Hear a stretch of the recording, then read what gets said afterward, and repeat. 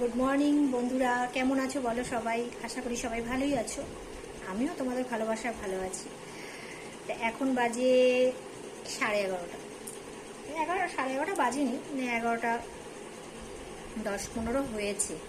11:30 বাজতে আর কতক্ষণ। সকালবেলা বাড়ি থেকে মাছ নিলাম। ছেলের বাবা তো সকাল সকাল বেরিয়ে গেছে, রোববার ক্লাস থাকে কৃষ্ণনগরে।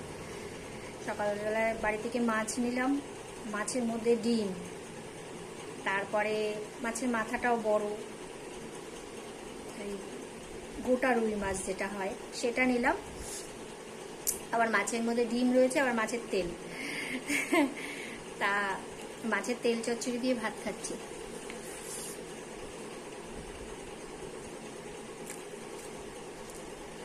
ঘরে বেগুন ছিল, একটা বেগুন ছিল, ওটা দিয়ে এই তেলটা চচ্চড়ি করলাম। আমার খুব ভালো লাগে মাছের তেল চচ্চড়ি।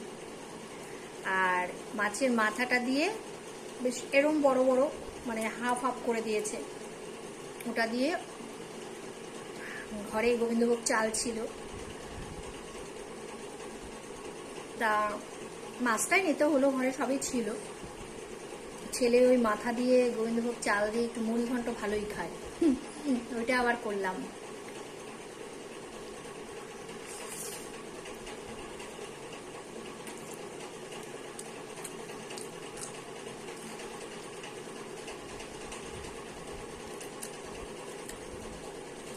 আজকাল কাঠের জালে রান্না করিনি।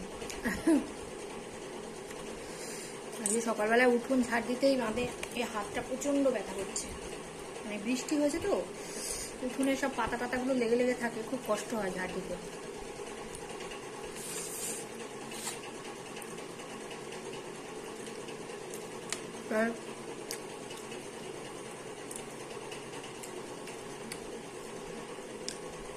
কাঠে আর করিনি, গ্যাসেই করলাম। এখন শুধু মাছের ঝোলটা করলেই ব্যাস হয়ে যাবে। আর আমড়া রয়েছে, আমড়ার একটু চাটনি করব। তোমরা কে কেমন আছো বলো? ওয়েদার তো খুবই খারাপ, মানে কালকে সারা রাত বৃষ্টি হয়েছে। রাতে বৃষ্টি হলে একরকম মানে ভালো লাগে, যে ঘুমটা ভালো হয়, কিন্তু সবসময় তো নিজের ভালো দেখলে হবে না। সকালে উঠে দেখিও সেই মানে উঠোন রাস্তা সব ভেজা।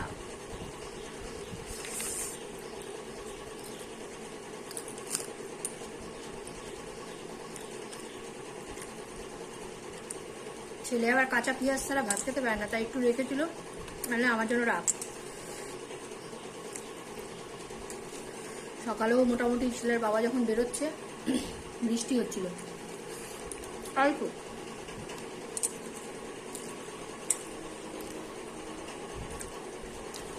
ভালোই হয়েছে রান্নাগুলো। এখন মাছের ঝোলটা করবো।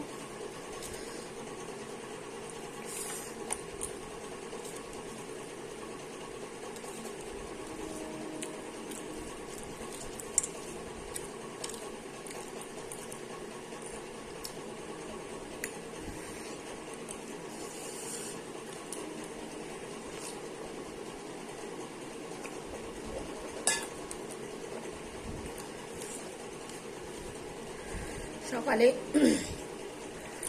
বাসি কাজ সারছি, তখনই মাছালা চলে এসছে। তা আমি দেখলাম বাসি গায়ে রয়েছি, ছেলের বাবা তখনও বেরোয়নি, বেরোবে মানে রেডি হচ্ছে। আমি তাহলে পয়সাটা তুমি বার করে রাখো, আমি আলমারি ছোবো না। বাসি ইয়েতে মাছটা নিয়ে নিলাম বাসি গায়ে, মানে সবে আমি বাথরুমে যাচ্ছিলাম তখনই।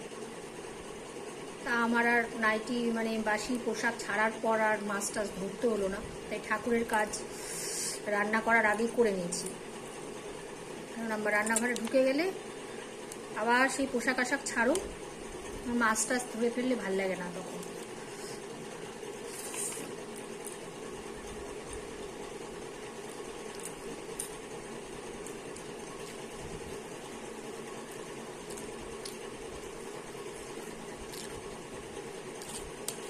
তো চলো বন্ধুরা, খাওয়াটা হয়েই গেল, ভালো থেকো।